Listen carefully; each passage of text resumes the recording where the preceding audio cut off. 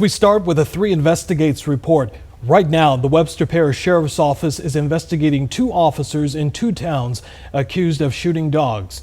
One of those shootings happening in Sareota, leaving a dog dead and a family devastated. Good evening, I'm Jonathan McCall. And I'm Johnette Magner.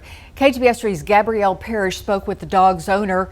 She says the officer's actions and words that morning still haunt her. Gabrielle is joining us now in studio with more. Gabrielle. Thank you, Jonathan and Johnette. A dog owner says she keeps replaying the moment in her head, not just the sound of the gunshot, but the chilling words she says the officer said to her as her dog was dying, warning these images we are about to show you are graphic. He looked at me and smiled and told me that he had just killed my effing dog.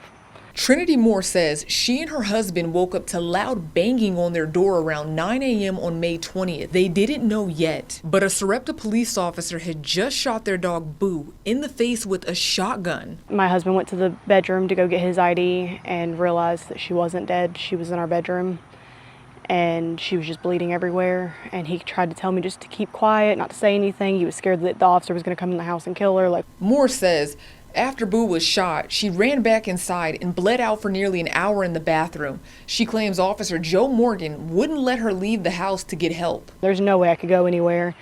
So they sat there taking their sweet time to tell my husband to sign the ticket.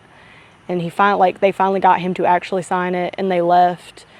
And I was able to get her to the vet, but there was absolutely nothing that they could do. Her jaw was gone. Photos show the extent of Boo's injuries, her jaw bleeding and damaged, with an x-ray revealing a bullet lodged into her head. Moore goes on to say that Officer Morgan claimed that Boo was being aggressive, but she insists that Boo was friendly, playful with her children, and never a threat. One neighbor says that she saw the deadly encounter unfold. It was barking. It had barked and growled at him the entire time they wwere pulling into the driveway. The neighbor went on to say Morgan walked to the back of his patrol car grabbing a shotgun. He was going to the door.